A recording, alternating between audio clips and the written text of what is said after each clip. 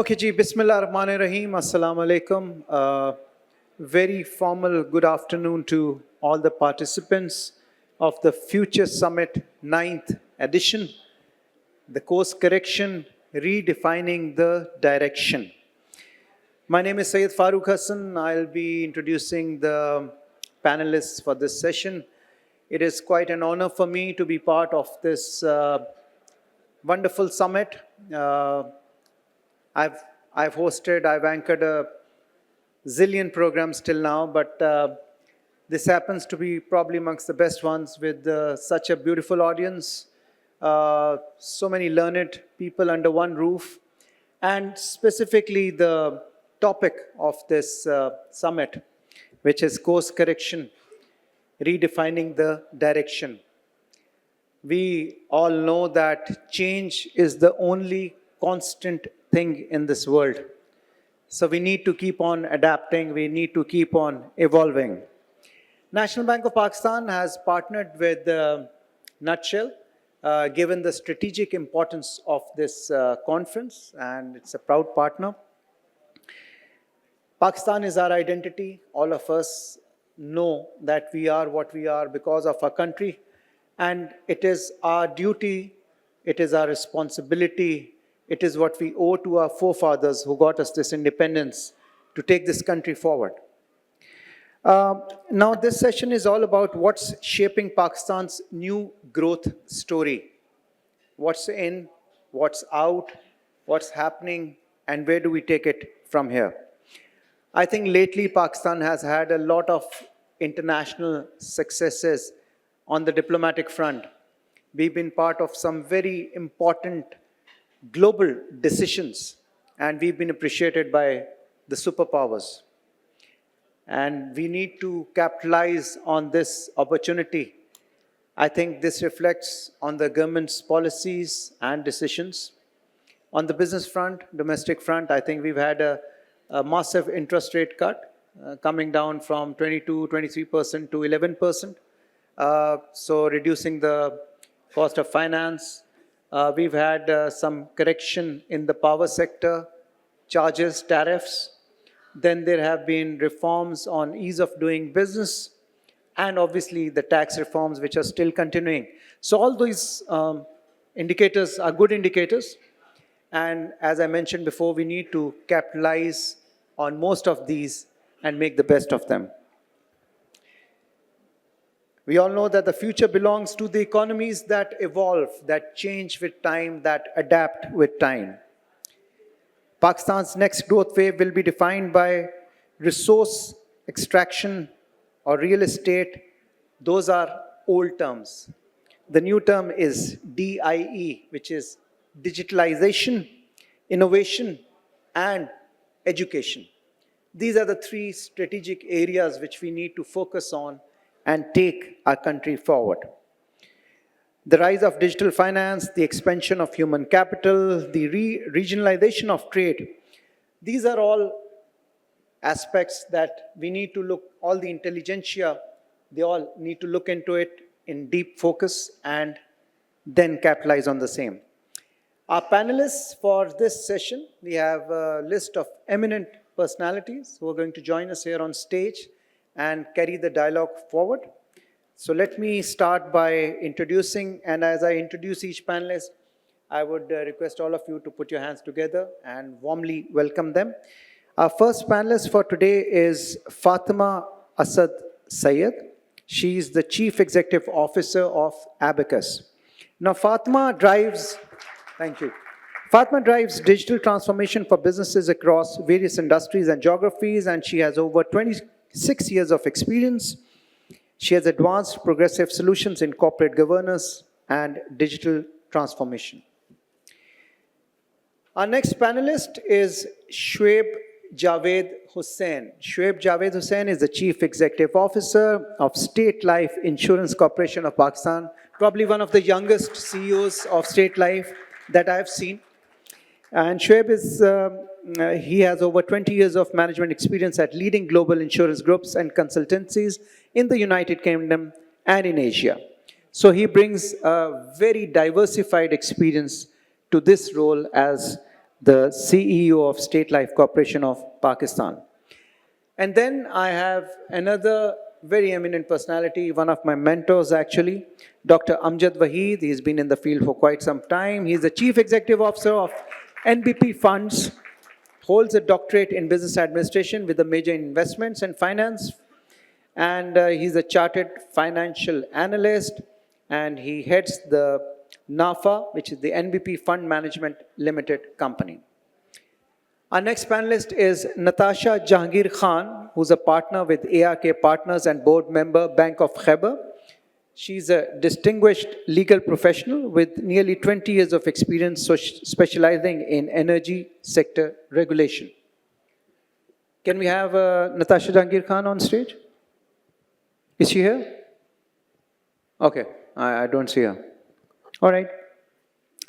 Next panelist is Umar Ehsan Khan. He is the Chief Executive Officer of Dolans. Umar Ehsan Khan is a dynamic executive with extensive regional experience, brings over 30 years of comprehensive expertise across diverse national and multinational corporations, and his career is marked by transformative leadership in complex, evolving environments. Our next panelist is Muhammad Ali Gul Faraz. He is the Chief Executive Officer of Dubai Islamic Bank, DIB as they call it. He'll be joining us for this session also and sharing his valuable expert advice. This session will be moderated by Mr. Usman Yusuf, who's the Director, Nutshell Group. He will moderate this session. He's a graduate of London Business School and the American University of Sharjah. He's an entrepreneur, coach, and an angel investor. And he serves as chairperson and non-executive director of Pro Pakistani, one of Pakistan's top digital news platforms. I'm sure each one of us has seen it on social media. Sorry, I missed out on one panelist, a very important panelist actually. We've had a speaker from that company in the morning also. Mr. Farooq H. Khan, who's the CFO, Chief Financial Officer for Jazz. He'll be joining us also. He has over 30 years of leadership experience in finance and capital markets. Before Jazz, he served as CEO and Managing Director of the Pakistan Stock Exchange, where he held key reforms to enhance transparency and global competitiveness. Okay, sir, over to you, Usman Saab. Okay, we saved the best for last, perhaps. Farooq, welcome to the panel as well. Assalamu alaikum, bismillah, welcome everybody. I was sitting in the audience like many of you this morning, and somehow in Pakistan, at times when you come to these conferences, and we organize a fair number of them, it feels like everything is the same, but everything is different at the same time. There's a concept of the tyranny of the present, which is the present seems like it's going to last forever. This morning, Hasni Saab was talking about Pakistan is turning. And I was sitting in the audience and I thought to myself, sometimes it feels like you're on a roundabout. You are turning, but you're just constantly circling the same roundabout. And it's almost as though you're going nowhere, but you're quite turning as well. But at the same time, I thought to myself that so much has, in fact, changed tremendously. If you look at the last 5 years, and some of you will bear me out, if I asked you 2022, 2023, would Pakistan be where it is in 2025? I don't think a lot of you would have been able to, looking at your televisions or your screens, predicted what has happened, especially in the last 12 months or 18 months or 24 months. So as they say, and I was saying this to a Russian-American colleague at lunch just now, harkat mein barkat hai, so we have to keep moving. And if we constantly keep moving, hopefully things do change for the better. So we have a stellar panel for you today, and the topic of the panel is growth, reimagining growth in Pakistan and finding growth. And we've kind of created a very interesting and diverse panel for you. We have everyone from technology and AI, at least 2 representatives, and then several representatives from finance, and then 1 from manufacturing as well. So we'll try to tie it all together, and really what we're trying to aim for in this panel is discuss growth and the opportunities that are both within and without for growth. So we can course correct, right? So let's try and tie it all together. I'm going to start off with the only lady on the panel, and that's part of our cultural heritage as well, ladies first. So Fatma, I'm going to call on you, and when it comes to technology, the main thing that people are most concerned with today is AI, right? Everyone's AI, everyone's talking about tech and development. Some people fear it, others think it's the answer to all of our ills. Everything will be solved by AI. This gentleman that I was speaking to, he said, master's ki kya zarurat hai, PhD ki kya zarurat hai, ab aapke paas AI hai, right? So AI is everything. And people are having conversations with their AI and so on. But Fatma, looking at Abacus and your experience with AI specifically, what's been one or two use cases, one or two priorities that you see with AI and how it's driving growth within Abacus's business and business in Pakistan? Thank you so much. Assalamu alaikum. Good afternoon, everyone. You know, the disruption that we talk about, which we have had several conversations in many forums, and also I believe as organization, within the organization, as business leaders, as process owners, whether you're in the corporate sector, whether you're in the public sector, and across industry, that is the heart of conversations which link up to sustainability and growth, and of course, performance at the end of the day. So it is very much relevant in this day and age. If organizations do not have a roadmap to incorporate AI or RPAs or any form of new technology within their organization, they've already lost the game. But I would take a step back and say, if we look at the ecosystem, not just in Pakistan, but globally, the global winds towards ensuring that the digital transformation is not disruptive to sustainability growth is extremely important. It's about ensuring how do we remain competitive, how as individuals as well as organizations, and also as countries, because the geopolitics around us is changing. It's becoming fragmented. There are many other challenges that face nations at the end of the day. But one thing that is emerging is the need for interoperability between countries, between regions as well. And that goes back into how is Pakistan leveraging the AI conversation and how is it adopting it or adapting to it. One of the key questions that I feel that, you know, when we talk to our clients, whether in Pakistan or across the 30 countries that we serve, mashallah, the question is, what value is that going to add? How is it going to move the needle for you? That's a very important conversation. What KPI is it going to impact? And I believe that the real mindset should be, oh, it's not a fad. It should not be something that we should go after because the whole world is doing that. But it's a transformation which is at the heart of the KPIs, whether it's revenue growth, whether it's cost rationalization, whether it is profitability at the end of the day. Is the fundamental of AI or that API that you've implemented or the digital layer that you have put into your organization connecting you to external stakeholders as well? Is that moving the needle at the end of the day? One of the case studies that we, in the African market with Safaricom, and someone mentioned earlier as well, on M-Pesa, we continue to work with Safaricom, and we built that particular platform in terms of the ecosystem that has evolved. And the streamlining of how do different industries connect is extremely important, because of course it doesn't just impact the telecom, it impacts the financial services, as we know, the retail market.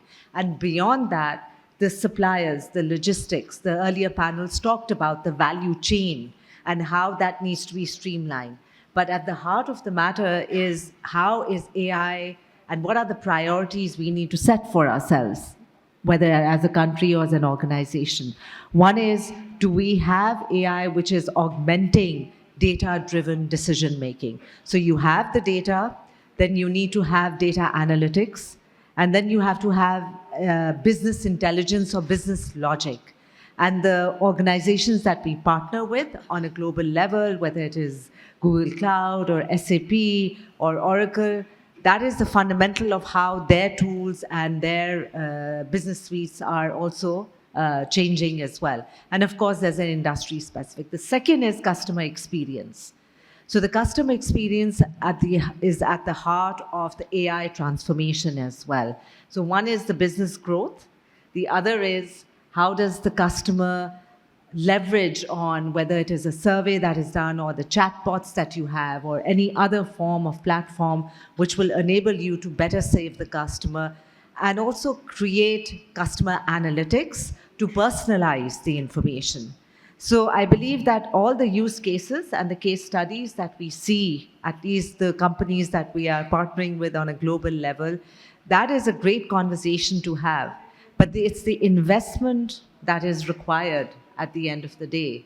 That what is that additional rupee investment going to give to me as a business? I mean, that's basic. That's one-on-one in terms of business management. Right. But AI has to be used intelligently. The roadmap has to be really connecting and improving upon the value chain within the organization. Absolutely. So I think, I would say that it's almost a tightrope. You don't want to fix what's broken, what isn't broken, because things are moving. But at the same time, if you don't enable the same transformation and change with the KPIs, the metrics that you mentioned, and the customer experience, you may get left behind. I want to bring Farokh into the conversation, and Jazz has almost a permanent seat at every Nutshell event, Beyond Group, and there's good reasons for that, and Jazz has done great things for everybody in the room, and some companies you don't feel the impact, but Jazz is certainly one where everybody feels that impact. And digitization and creating a digital economy is at the forefront of the agenda for all Pakistanis and for the government, not to say the least, whether it's digitizing the economy or building fintech rails to improve the flow of capital, create the freelancer economy, the tech startups, and a boom that we want to create for that. So Farokh, I was wondering, illuminate us on what you think are 2 or 3 biggest impact initiatives that you guys are taking or that we can take to create the most impact as far as enabling a sustainable digital economy is concerned. Thank you so much, Usman, and thank you for that wonderful introduction. And I hope we are living up and can live up to everything that you've said. And certainly it is not through want of trying. Whether it's Jazz, whether it's the telecom or more broadly connectivity, that is an essential backbone for any economy right now, and has been for the last 30 plus years at least. And Pakistan has made significant progress in it, and companies and organizations like Jazz have played, along with many others, a extremely important and critical part in it. But I think while we celebrate that move forward and the successes, I think we must also take account of what the potential is and how far we have reached in achieving that potential or not. Or, comparable, Fatma mentioned, for example, Safaricom, etc., where other countries, developing countries, have reached. And really in here, in the digital space, just like we saw when we had the telecom, revolution changes coming in the late 80s, early 90s, we don't have to, as a developing country, be constrained or think that we will stay behind the developed countries, because they are actually bound by the old legacy infrastructure that they have. Whereas, so if you look at something like South Korea or even China now, they have leapfrogged many of the developed countries because they started from scratch. So they went immediately for the most up-to-date and most recent infrastructure. So I think while we have achieved a lot, we certainly need to and can do more.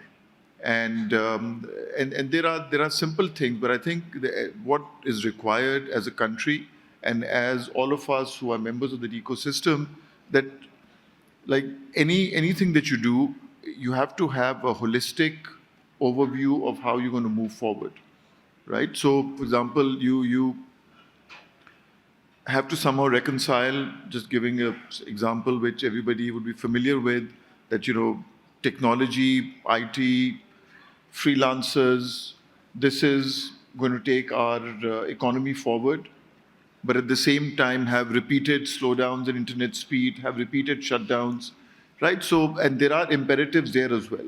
But you have to sit together and figure out how this can be managed so that we, keep moving ahead. Again, if we acknowledge that, and the 2-3 things that you said, if we acknowledge that connectivity and digitization is really a basic essence if we are to grow as a modern economy, then it cannot be looked at as a luxury good and taxed accordingly, right? So every rupee that we collect, we are an arm of the FBR. It actually costs us like 3-4 billion rupees just to collect tax on where, which has nothing to do with us, right? But wo chale humne wo impact le bhi liya.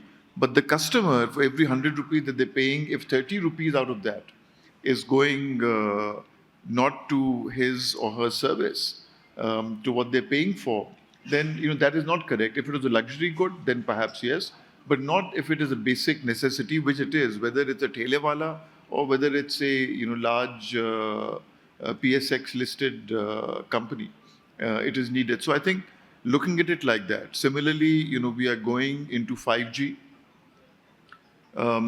Hopefully we've done sufficient consideration that is 4G for all better or 5G for few better, because the way our handsets and all are taxed, you have 5G, but if you don't have handsets, then very few people are going to benefit from that. When majority of your almost 40% of the people are still using analog sets, right? So as I'm saying कि ये चीज़ holistically देखकर हम करें. I mean, there is, we can run faster. Similarly, as I said, as luxury good, you can't have spectrum priced as or that it's a source of revenue as opposed to it being an infrastructure spend, right? We should be spending on rolling out and developing the infrastructure rather than paying a huge cost. And that also, as was in previous times, and hopefully the government has been listening to the industry. So hopefully this time the spectrum auctions that are upcoming will be, framed differently. So I think those are 2-3 things, a holistic overview of how you want to take the sector forward, so that whether it's taxation, whether it's security concerns, everything, can be managed and fits in, not looked at as a luxury good. And similarly, we have an incredible NADRA and national identity system, really using that for a biometric verifications. I mean, it's, repeatedly, for anything that you want to do, you have to do biometrics. When it's done once, you should be able to connect it. So happy to talk further, but hopefully that... That's very illuminating, Farokh. I thought of Jazz initially as a telco, MNO, and then I know that you now define yourself as a digital services company. I hadn't thought of you as an arm of the Pakistani FBR, so that's an interesting interesting framing there, and, and certainly true. We've transformed from monolithic telco to a diversified digital services provider, and that journey, mashallah, is well on its way. Of course. But we do act as arm of the FBR as well. Of course. No, fantastic. So I'm going to now try and shift gears a bit and bring in the finance side of the panel. And I'm going to start with Shoaib here, who's been heading State Life Insurance Company for the last about 4 to 5 years. And something very remarkable has happened. When we think about growth, we want to learn from people who are doing what looks like things being done right. So Shoaib, at State Life Corporation, I understand that you guys have grown revenue by about 200% in the last 3 to 4 years. And you've also grown bottom line by around 300%. Now that's really remarkable. Not only is the top line growing, because top line growth sometimes can be, you can purchase growth in a sense, but getting bottom line growth, you're really doing something right there. So what's the story there? What are lessons that you have sort of learned along the way that you can tell us about, and how did that story unfold over the last 3 to 4 years in a relatively, one could say, unsexy, possibly, with due regards, sector like insurance. So, tell us the story. I mean, one thing you got right of us being very unsexy. I always joke that insurance is the unglamorous cousin of the financial family. You see, to understand what's driven State Life's growth, I think one thing is that, yes, I did join State Life about 4 years ago. I wasn't in Pakistan, effectively my first real job in Pakistan. And as you said earlier in your comments, that take it back 2-3 years ago, the uncertainty, instability Pakistan was going through, a growth story during that same time period does stand out. And what did we do differently in a nutshell? We focused on the Pakistani market. At the end of the day, we talk a lot about business and revenue growth and what we can do, what we can innovate. But it needs to be purpose-driven. There needs to be a goal defined. And when we innovate, the question that I asked myself and the leadership team, what or who are we innovating for? Now, Pakistan is a market of 250 million people. It has a significant middle class. People are, yes, there are difficulties, but one way or the other, people are moving from one cadre to the other. They are surviving. So our focus really became, given that we're an insurance company, that we need to understand the market, the needs of the people, and develop products that meet the need of the people. So we understand the diversity of our market, gender diversity, focus more on the women folk. They're not looked at. They are 50% of our population. What do they need? How can we serve their needs? We look at our population split, where we have a youthful population. So looking at the, like you said, digitalized product line, digitalized services. We also look at the income brackets.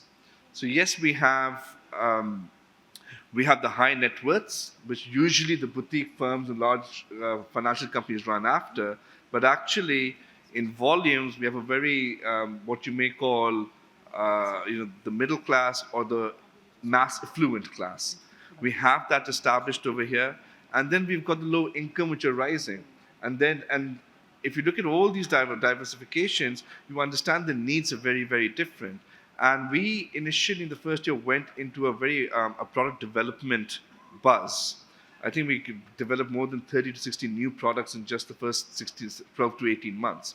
But what that did was it made us ready to actually go out to our customers, have that conversation with them, and understand what we can do to better protect their lives. So one is that. Second is understanding the financial markets of Pakistan.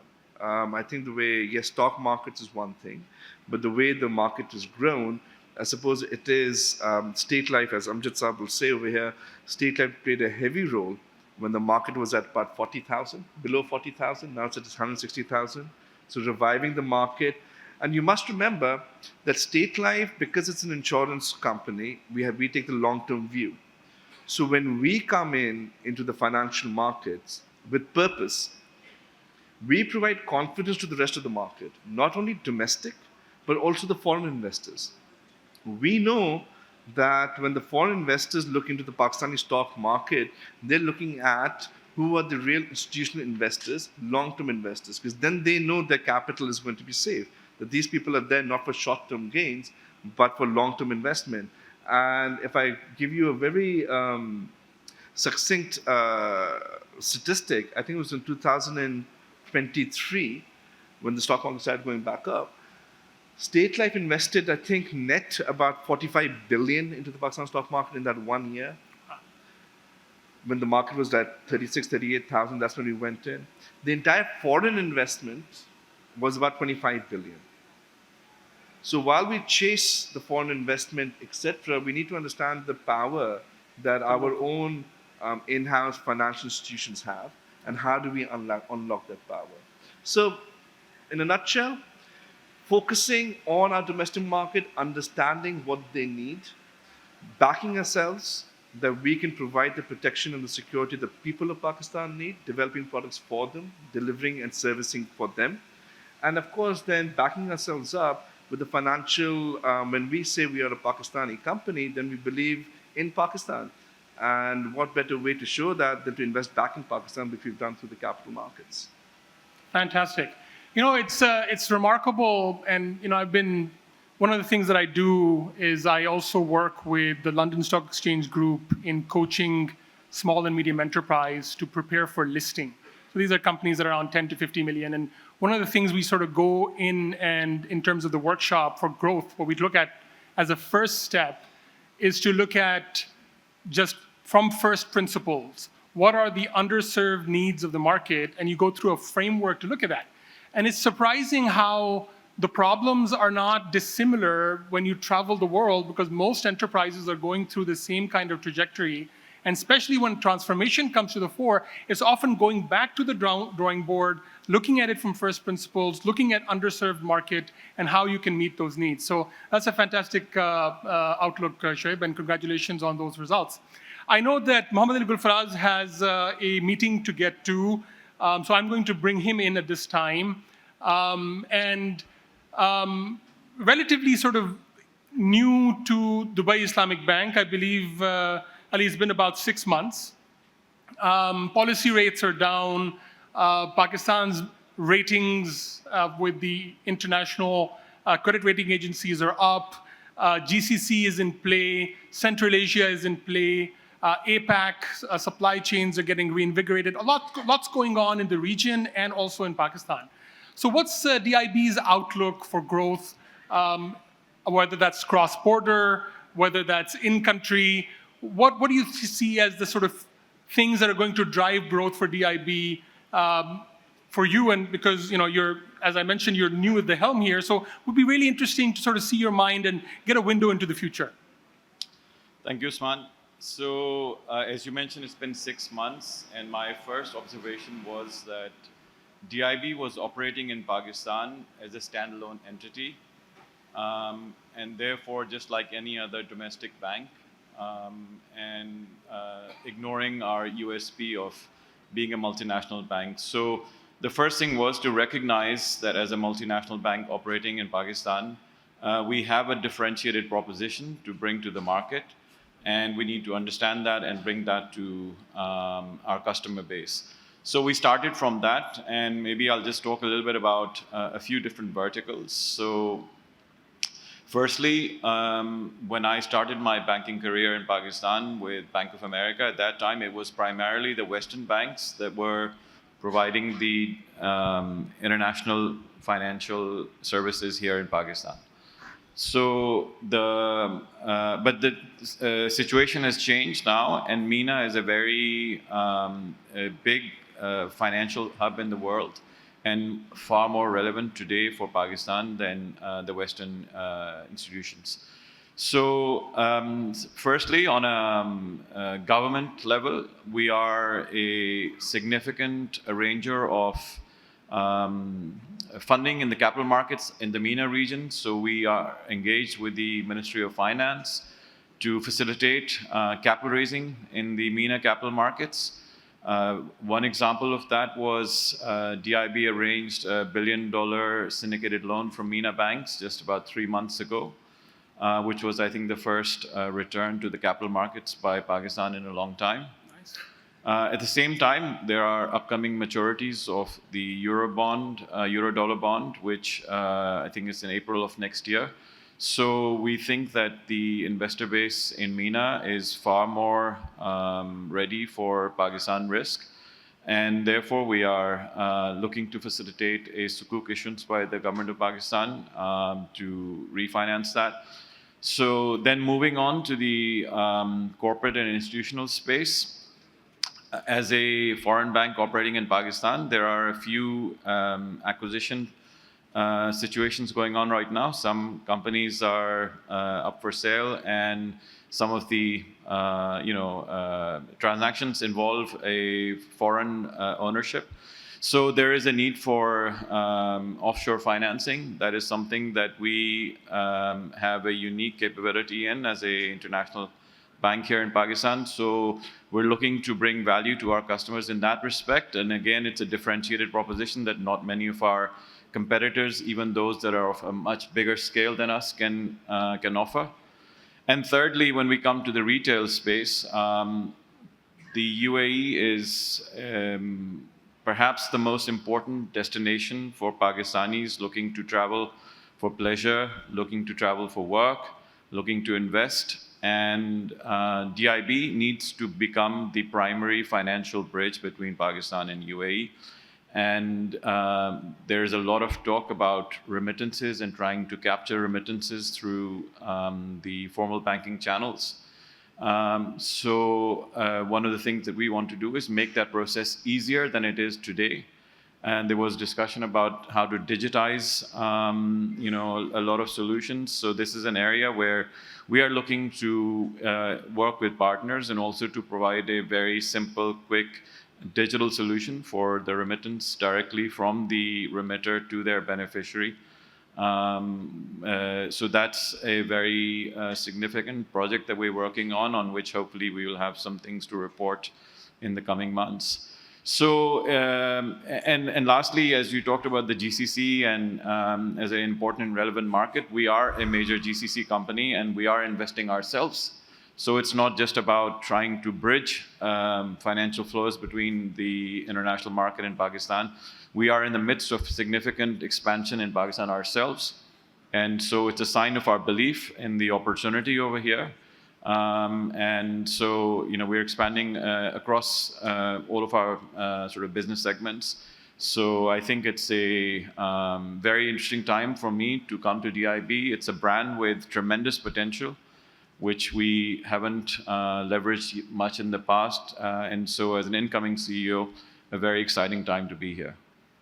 Yes, exciting times, of course. I mean, I was reading somewhere that Vladimir Lenin, the Marxist revolutionary head of government for Russia, at the turn of the 20th century, he said something very interesting. He said there are decades in which nothing happens, and then there are weeks in which decades happen.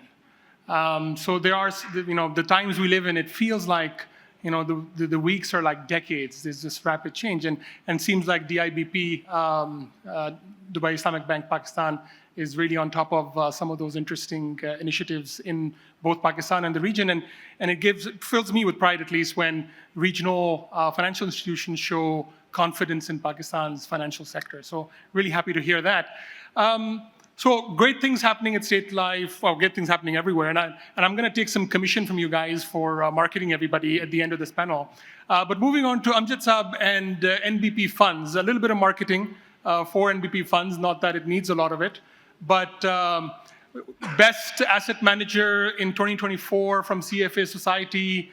AUMs have grown tremendously. I think they're over 500 billion at this point, from 420 to 540 by July 2025. Some great things happening at NBP. And I want, Amjad Saab, for you to comment on Pakistan. And now that we've achieved what many would say is macroeconomic stability, certainly Aurangzeb Saab this morning talked about macroeconomic stability, and we talked about the credit ratings, etc. But he said this is not a means, this is just a means to an end.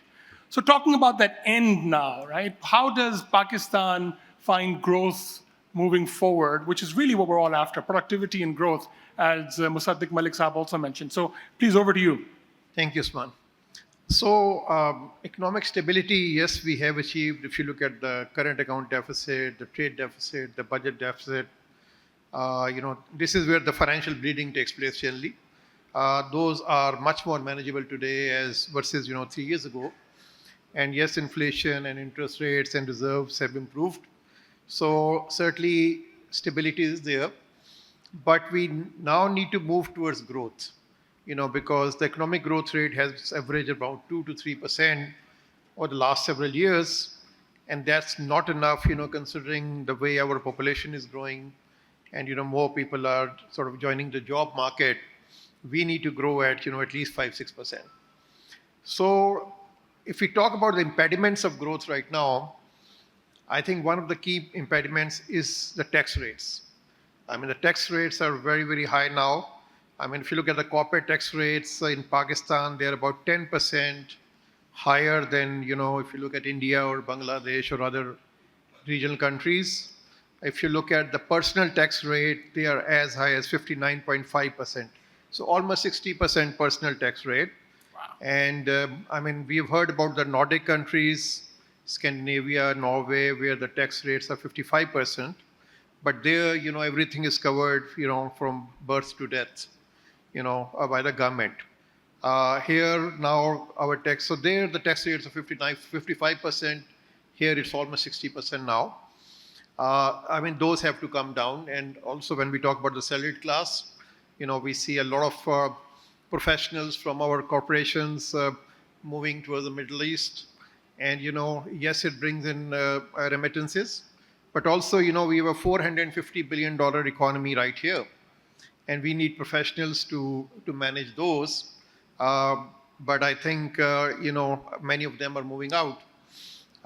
So one of the large company was telling me that if you go back a few years, the average experience of the employees was around 22 years. And today it's down to about 7-8 years. So a lot of experienced people moving out. So I think tax rates is one area. Now, obviously, if you reduce tax rates, your tax revenues go down. And we need to also manage the budget deficit. We don't want to borrow further. So we need to reduce government expenditure.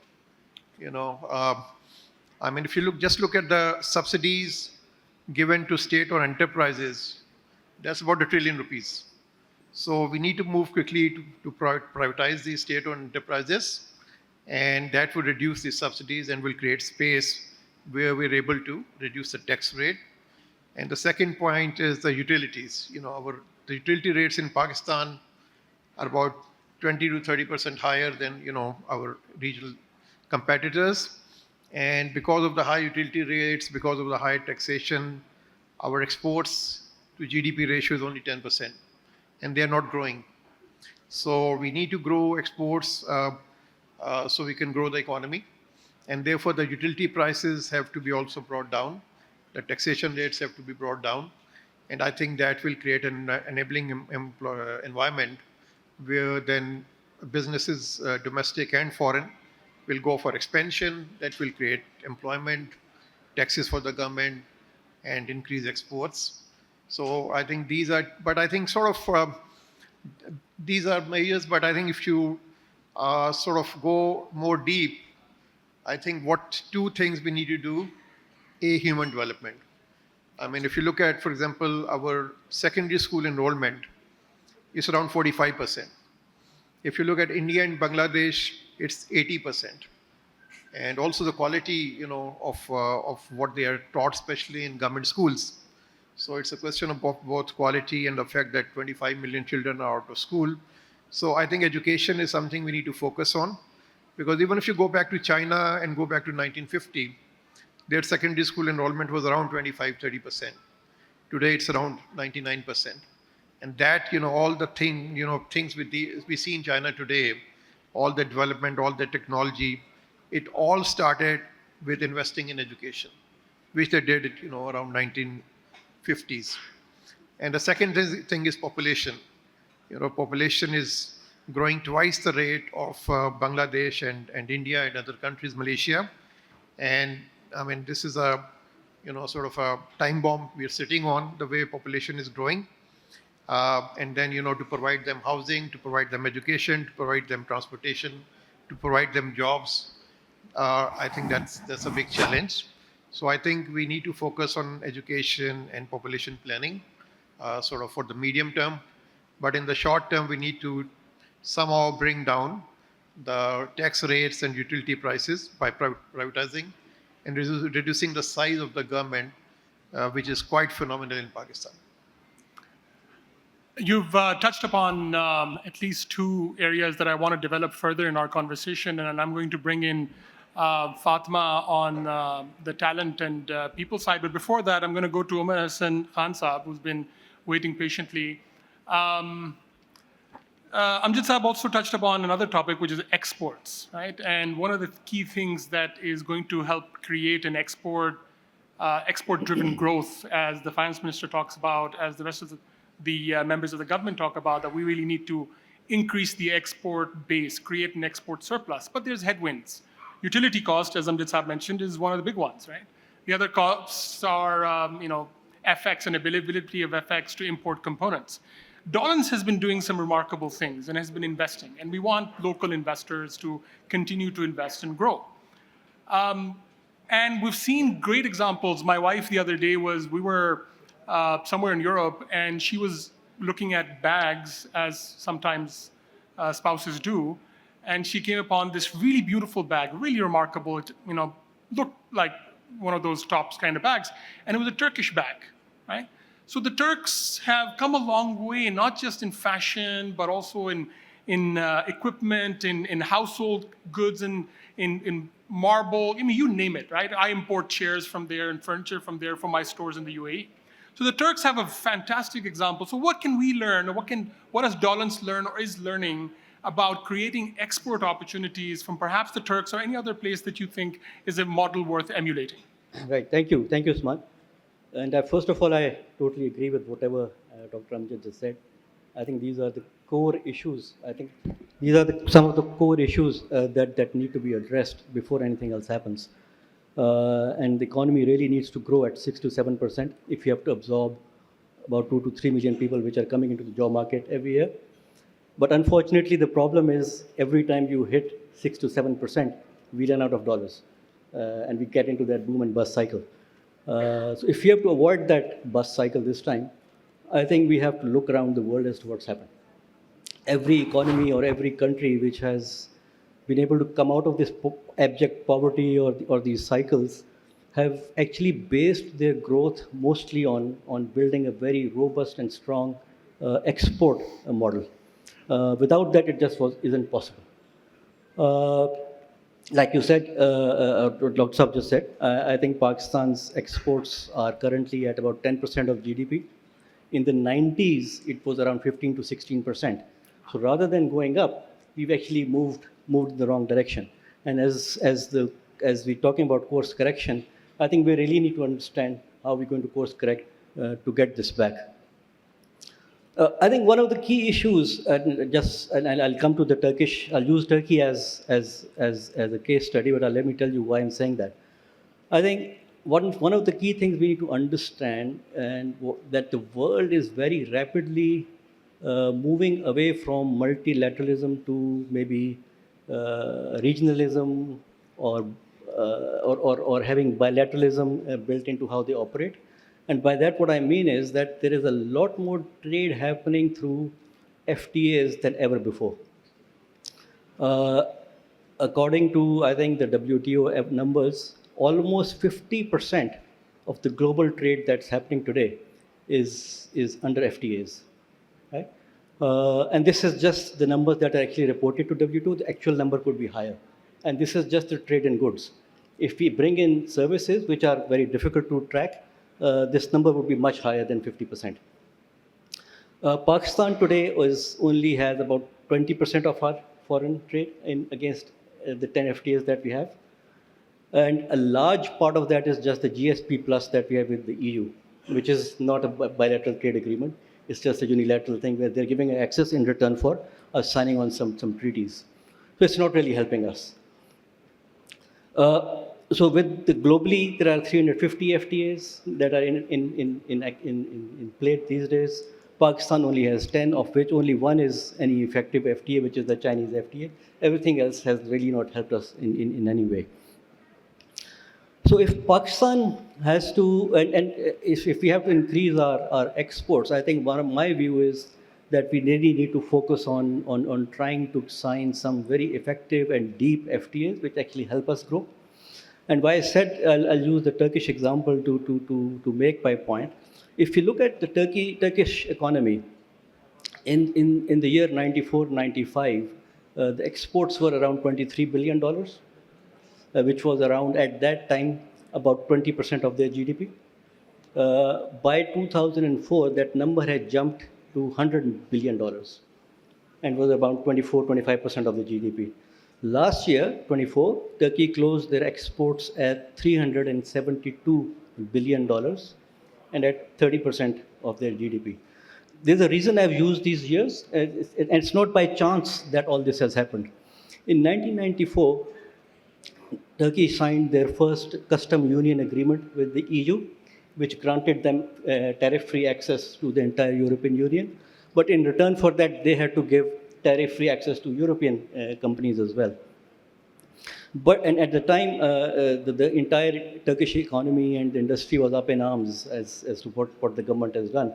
But the prime minister at that time, I forget her name, she was a lady, she apparently called the entire industry into a room and she tried to explain to them, look, I've done a big favor to you. This will make you more efficient. You'll learn to compete with the world and give it 10 years and we'll be talking numbers. And that's exactly what happened. In the first 10 years, from 1994 to 2004, the number jumped from 23 billion to 100 billion, right? Only because of that one agreement that they signed. As a part of that agreement, what Turkey was required to do was sign FTAs with all the trading partners of EU, which were 22. So Turkey actually started on signing those 22 FTAs because while agreeing on the customs union agreement, they had put a clause in that we don't want the Turkish companies to be left out of the rest of the world. So they signed 22 FTAs, and now they have about 25 FTAs working for them. So by 2004, between the EU, the customs union agreement, and about 10 or 12 that signed in the first 10 years, it took them to 100 billion. In 2004, the Turkish government came up with a new policy strategy, and they call it Turk Quality, which is where the government is now working with the private sector, helping them create brands. What their view was, we don't want to be just suppliers of commodities or products. We want to create Turkish brands, and which is what you just talked about as well. And through that program of Turk Quality, the government was actually working very closely with the private sector, helping them achieve those quality standards, helping them create markets, helping them, getting them Exim insurances or financing or whatever that was required to grow and create brands globally. Our own company got created because of that globally. Right? Our brand was Arçelik in Turkey, but our global brand Beko came out of this entire policy. And today Beko is the largest home appliances brand in Europe and is the second largest home appliances brand in the world. And it only happened because of these FTAs and because of this Turk Quality program that started. So from 2004, when Turk Quality came in, and they were at 100 billion, they've reached 372 billion. Now, my point is that without understanding this success story, and it's so easy to copy, it's just a question of doing it. And when I say it's easy to copy, the Turkish government has on numerous occasions asked the Pakistani government that let us help you do that. But unfortunately, we've not taken them up on that offer. The Azerbaijan president met the Turkish president 2 years ago in 23 and requested him to help him. Since the beginning of 2004, two of the senior most trade specialists of Turkey are sitting in Azerbaijan, helping them develop exactly the same model for them. It's because Azerbaijan wanted to move away from just being an oil exporter to a large scale exporter. So my point is, so the lesson that we need to learn and the course correction that needs to be done has got to be by signing FTAs. Because if we have to achieve the 6 to 7% growth, if we have to create enough jobs for the youth that's coming in, we will need to grow. And if we need to grow, we need the dollars. Borrowing dollars will never get us enough dollars to grow the way we want to grow. So exports has to be a priority. And if we have to export, FTAs is got to be the future. And that's the serious course correction. It needs to be done. Because just by asking the private sector to start exporting, it's not going to happen. The government's got to partner with the private sector, understand the markets, get the proper trade specialists in, and sign very effective and deep FTAs, which will actually help our exports to grow. That's one of the things that I really love about Nutshell events is that you get a lot of very interesting advice, and sometimes you get these policy prescriptions that, as you mentioned, Umar Saab, seem so obvious and seem so simple, but it doesn't happen, and perhaps that's also because of the will. My Aikido coach, which is a martial arts, used to say there's pleasure beyond the pain when he used to be training in the throes of it. But you have to get to that end state and go through that short-term pain And Turkey did that by signing the FTAs, taking on that internal vested interests, sort of shouting, "Kisi ki dum pe pair rakha hai," so they're upset about it. But he just told them, let's be patient and have the will to not succumb to short-termism and look at things in the longer term. And if we do that, a lot of things can change. And unfortunately, that's been the story of a lot of our governments, that there's just this there isn't the unrelenting will to see through the painful reforms, right? So thank you very much for that. That's very illuminating. Fatma, I'm going to come back to you and ask a question that I think we talk about from time to time, which is Pakistani talent. Because one of the things that we talked about was, Dr. Amjad mentioned that we need to invest in education and productivity. And one of the things that we look at when you're not even looking at AI and technology is, are we ready to, or do we have the talent base in Pakistan, or are we creating that talent base to be able to help us leapfrog into the next phase of our growth? So how has Abacus's experience been? Are the universities turning out the right kind of talent? If they're not, what initiatives would you say are low-hanging fruit that should be taken to create AI-ready talent in this country to help us with our productivity and growth and course correct, as Umar Saab was saying as well? That's a very challenging question. Do your best. And I think all of the speakers earlier as well, and those on this panel, would agree that the human capital development should be at the first and foremost heart of the strategy, if we are to look at putting ourselves onto the growth path. But I would like to take a step back, because obviously technology, what I spoke about, and we're looking at $1 trillion, global addressable market over here, and where is Pakistan in that? And fundamentally, it is the human capital and the capability of the human capital or capacity that we have those are the nations that will rise, and those are the nations that will go to the next level. And there are many more examples. Aapne bhi baat ki in terms of some of the countries, and my fellow panelists have also said that, where the trajectory has been. We talk about the BRICS, but there's the next level of countries where the next 8 after the BRICS, where you have Indonesia and you have South Africa and Egypt, and etc., 3-4 other countries. They're also on a path to sustainable growth. So the question comes back is, what is stopping us from being on that growth path? And I feel that at this point in time, I believe that we're still course correcting. I guess that's the theme of this particular conference as well. But there's much more correction that is required unless the human capital development is also part of the roadmap, which it is. I mean, the good news is that some of the policy reform and some of the roadmaps that have been communicated, at least by the Ministry of IT and Telecom, where they're saying digital skills and capacity building should be at the heart of what the policy and governance is being developed and enacted as well. It is there, it's on track, but with human capital development, there have to be job opportunities. There have to be employable resources, as well as the supply and demand of how is the ecosystem developing. We talked about the poverty line earlier as well, and Dr. Amjad also mentioned that as well. The second is, as organizations course correct, are there enough jobs to go about? What are we doing in terms of the investment that is required, investment in businesses and investment in our human capital as well? So it is fundamentally what I feel is, when I go and talk to young men and women, the next workforce, the next generation that is coming into the workforce, what are they thinking? We need to understand what they're thinking. What opportunities are they looking for? What kind of skill set and capacity are they bringing to the table? And I'm actually heartened by the next generation of workforce, because I feel they're very authentic. They're very on point. They have this passion. They have this sense of purpose.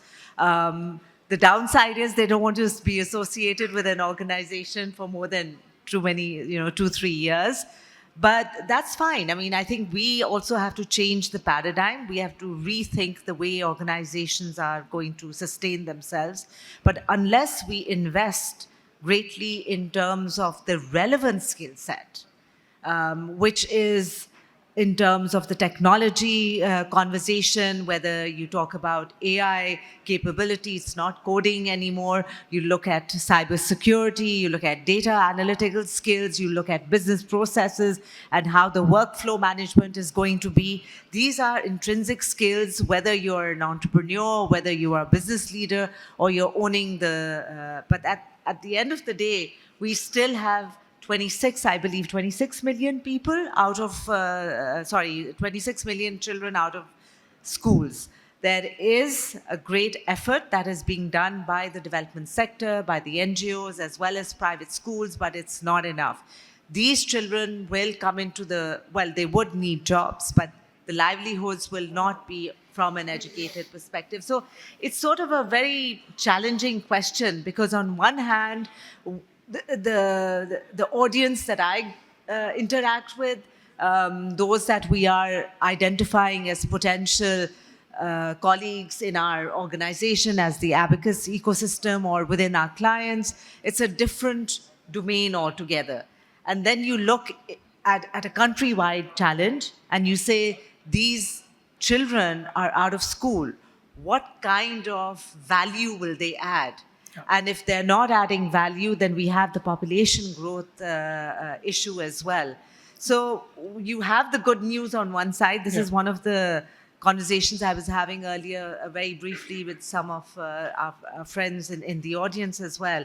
I said, on one side, the optics, the news is good. The macroeconomic indicators indicate a upward trajectory. But the grassroots, there seems to be a bit of a gap in terms of purchasing power. So unless we correct that, the concept or the conversation on sustainable growth is a bit tricky. Right.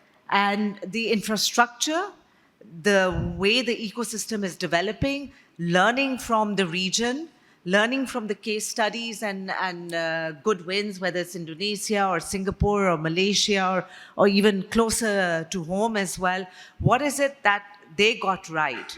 And one of the things that does emerge is consistency. Right.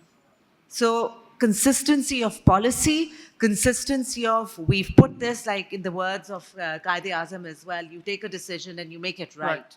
So let's take a decision, say these are our top 5 priorities, and then make that work consistently, no matter what the political dialogue is. So I feel the governance around it is where the greatest challenge is. Right. And human capital will continue to flee if you don't give them that sense of continuity and that sense of there are opportunities. And it's beyond, it's not just a matter of survival, it's a matter of creating sustainable growth. Right. Thank you. Thank you. Thank you, Fatma. Lightning round, very quickly. Farooq, starting with you. And I want to end on a note of hope and optimism. What is making you most hopeful in 2026 or for the future? What's one sentence, one word, lightning round? Go, Farooq. What are you most hopeful about? I think the repositioning and international renaissance that Pakistan is going through right now, but it's up to us, how do we take Capitalize. advantage of that? Absolutely. Dr. Saab? I see a lot of businesses going into agriculture. And I think there's a lot of potential in agriculture that has never been so I think industrialists going back to agriculture, livestock, and so on. So I think that can create export surplus for us. Absolutely. As well as meet the local need. Add value to the agriculture, absolutely. Yes.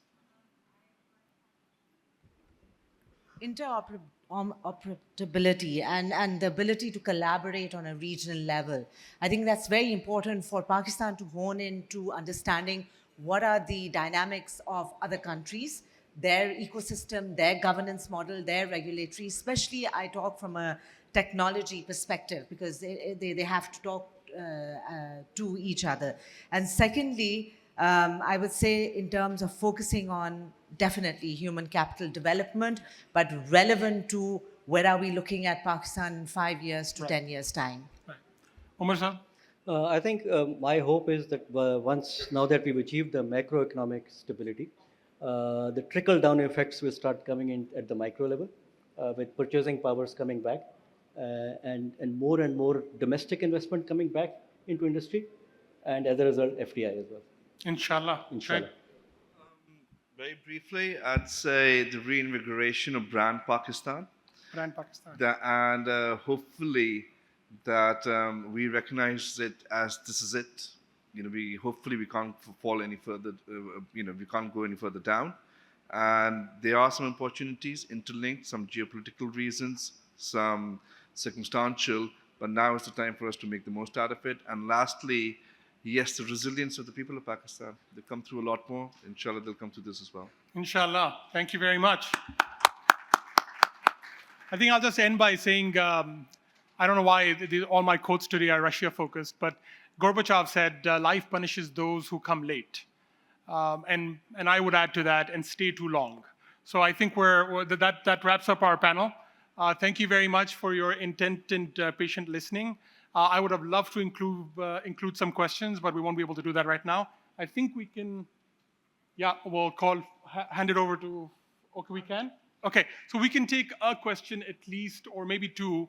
If there's any eager questions in the audience, concise. Hi, my name is Fauzia Janjua. I'm also from the banking fraternity and also from academia. My question is, I think, very thought-provoking and insightful session since morning.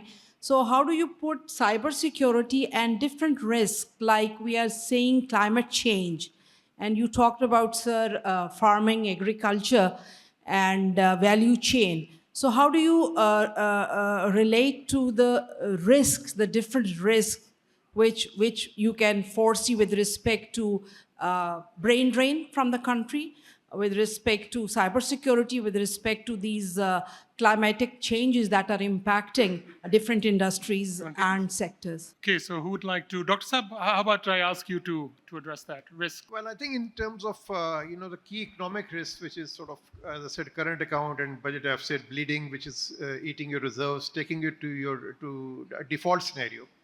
So we are hopefully out of that. But I think the risk that I see, still our debt ratio is very high. So 40% of our budget is going into debt servicing. That's a very high risk, that I see. Population growth is a very high risk that I see. Government pensions, which are unfunded, is still a very high risk that I see. Certainly, there are a lot of these risks, but I think there has to be some vision on the top, to try to address those matters. Shoaib, would you like to add something? Go ahead. Financial risks, we also foresee, insurance, I think I would like to hear from you. Yes, I'll take that for you. No, you're absolutely right. Listen, if we just, you highlighted a couple of things from, brain drain to national disasters. Let's focus on national disaster first, and I'll touch on the brain drain as well. You see, the capacity with climate change is coming, it is here already, it is already impacting us.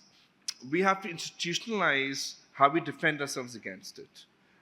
There are products, there are solutions out there, and we have to put it in that concept. So to give you a very simple example of how easily we can do it, if we just institutionalize this and bring it together. If you look at the floods that happened earlier this year, but especially the ones that happened in 22, everybody would remember the sight of entire hotels and buildings floating down the river Indus. There was nothing wrong with the construction quality of the hotel building, because the entire structure, as it is, was flowing down. What was wrong was that it was built on flood banks. Same thing happened this year when the Ravi River overflooded. Now, you see, if we simply take, and I say simple because it is simple, you have development authorities in every city, in every zone, in every region. You link up with the approval that the development authority gives to commercialize any building, be it a hotel or a plaza. Link it to insurance, that it should be meeting all insurance requirements. So insurance is mandatory, and all the safety requirements should be met, from fire safety to construction safety to whether it is legally constructed on the right ground. Unless it has that approval, the development authority will not give its approval, hence it cannot start its business. It's a little fix because all these things happen in isolation. We're just talking about bringing it together. So if the insurance company refuses to give insurance because the risk is too high, because something illegal is being done, then the development authority will not give its approval for the commercial activity to begin. And it solves the problem very easily. And the two institutions exist in Pakistan. It's just interlinking them. So that's a very small example of how we can get it right. It doesn't take much. We don't need millions of dollars of investment over here. Second, you spoke about brain drain. We can't stop that. You know, I mean, listen, we're all heading organizations and we all suffer with, as the lady said there, people leave in 2-3 years. But if we really start to think about it, you know, right now there's a whole buzz that the human resource goes out, they send remittances back in, and that's good for the economy. But I believe that is short term. If you really start to institutionalize it in terms of building, what are we exporting? We're not exporting human capital necessarily. We're exporting financial services. These people are going out, working in IT sectors, financial services sectors around the world in GCC. You know, I went to Riyadh recently for an actuarial conference. I'm an actuary by profession. More than 50% of the kids there were Pakistanis, working all across GCC. So we are exporting financial services effectively. What do we need to do if we can convince those same companies to set their hubs in Pakistan and we export that financial services? We get to retain the skill set. We get to enhance the skill set of the people over here, and at the same time export financial services to improve our economy. So just a little few steps that we need to take. And I am hopeful about the right conversations happening, the right questions being asked. And on that very optimistic and hopeful note, we'll hand it over to Farooq. Thank you, sir. Thank you, Usman Saab. And ladies and gentlemen, that was a session on what's shaping Pakistan's new growth story. Very enlightening discussion. Can we have a big round of applause for our panelists, please? Thank you. I know the post-lunch sessions are usually a bit slow, but thank you very much for being a lively audience. The takeaways from this session, many. We spoke about artificial intelligence, the digital transformation, how it's not being destructive, the focus on domestic market, providing security, the belief in Pakistan. I think that was one of the most important takeaways. We need to believe in Pakistan. We need to reiterate our belief in our identity, which is Pakistan. And as Usman Saab very rightly said, that there are decades in which nothing happens, and then there are weeks in which decades happen. So I think we are living in very exciting times. A lot of things happening on a daily basis. There's tax rate rationalization which is being in effect. The importance of free trade agreements in terms of increasing our exports. And we need to prioritize top 5 priorities, work towards it, and we need to develop human capital. So ladies and gentlemen, now before we wrap up this session, we need to present the souvenirs, and for that I'd like to call on stage Ms. Rabia Ahmed, the Chief Executive Officer of Nutshell, Ms. Unaiza Ali, the Chief Operating Officer, Nutshell, Middle East, Nutshell, and I would like to call upon Mr. Mujib Zahoor, who is the Managing Director, Standard & Poor Global Pakistan, to kindly do the honors and present souvenirs to the panelists, please. Okay, Mohammad Ali Gulfraz Sahab, the Chief Executive Officer of Dubai Islamic Bank, has left. He had to attend an urgent meeting. We've already given him the souvenir. So I'd like to request Fatma Asad Saeed, the Chief Executive Officer, Abacus, to kindly receive a souvenir from the Honorable Mr. Mujib Zahoor, the Managing Director, S&P Global Pakistan. Mr. Shoaib Javed Hussain, the Chief Executive Officer, State Life Insurance Corporation of Pakistan. A very engaging discussion.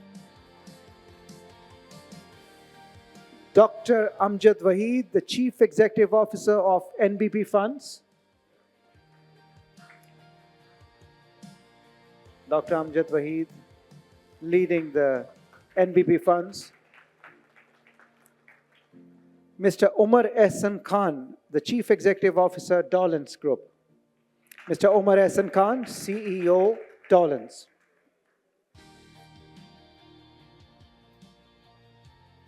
Mr. Farooq H. Khan, the Chief Financial Officer, Jazz. Mr. Farooq H. Khan, the Chief Financial Officer, Jazz.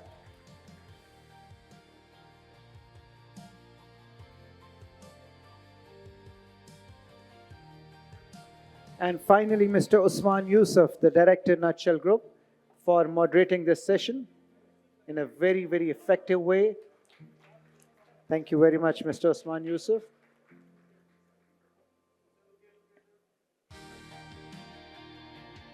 And now, ladies and gentlemen, we'll have the group photograph.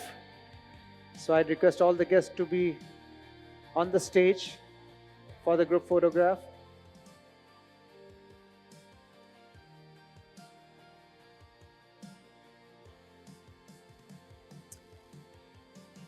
Thank you very much, ladies and gentlemen. So that wraps up the third session, which was a dialogue on what's shaping Pakistan's new growth story. I'd like to thank all the panelists and the moderator and the guests for joining us on stage. We will begin the fourth session.